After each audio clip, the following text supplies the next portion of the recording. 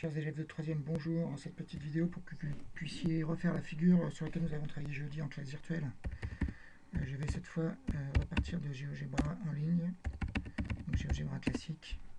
On y va. Et voilà. Je vais mettre tout de suite ma fenêtre de propriété ici. Clic droit, j'enlève les axes. On réduit un peu cette fenêtre.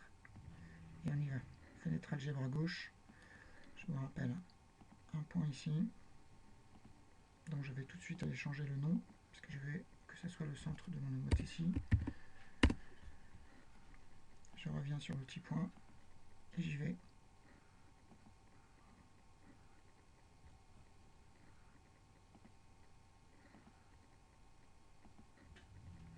Je crée le polygone. Je vais aller vite dans cette vidéo, puisqu'on a tout fait jeudi. C'est uniquement pour vous aider à refaire en cas de besoin.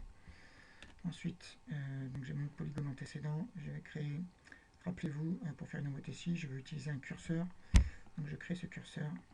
Hop, je viens cliquer dans le champ pour qu'il se crée. Je change le nom. Les valeurs mini-maxi. Je vais faire moins 10 et plus 10 pour changer. Incrément. Est-ce que je garde des valeurs entières? Moi, je vais faire comme l'autre jour, 0,5. Voilà. Mais vous pouvez faire ce que vous voulez.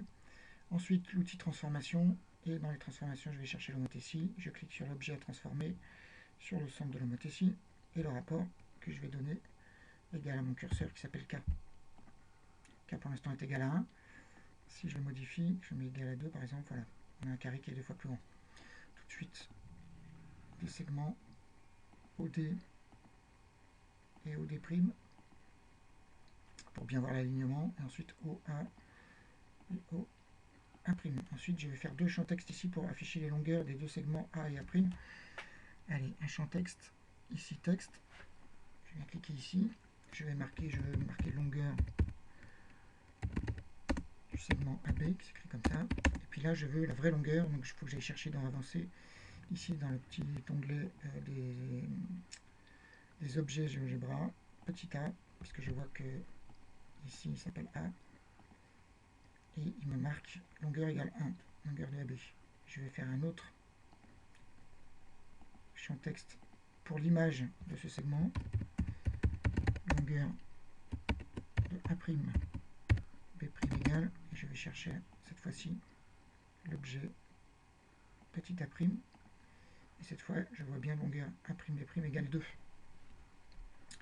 Alors juste pour info, je vais peut-être vous montrer ça, changer les propriétés, je vais mettre une police moyenne, et puis je vais aller chercher une couleur de fond, arrière-plan, je vais mettre en orange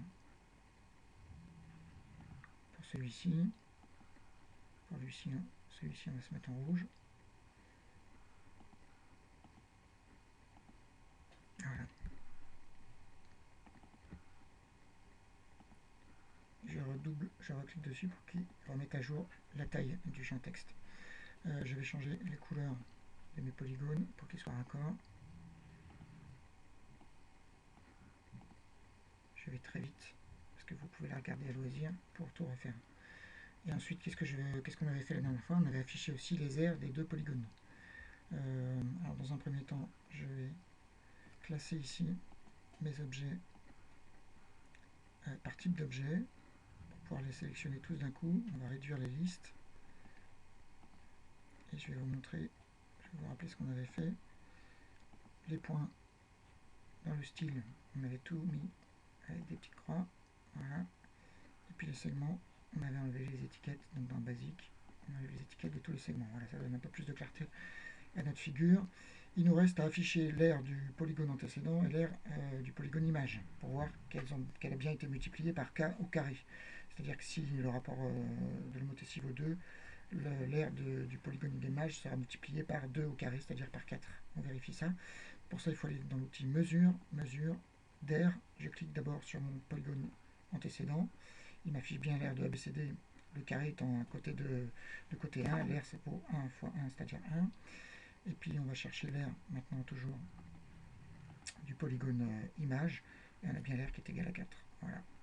Il ne reste plus pour vous qu'à aller explorer un petit peu ce qui se passe en jouant avec le curseur. Voilà, quand K est négatif, quand k vaut moins 1, quand k vaut 0, quand k vaut 1, quand k est compris entre 0 et 1, vous pouvez changer l'incrément pour aller explorer les valeurs, etc., etc. Voilà, cette vidéo est terminée et j'espère qu'elle vous sera utile. À très bientôt.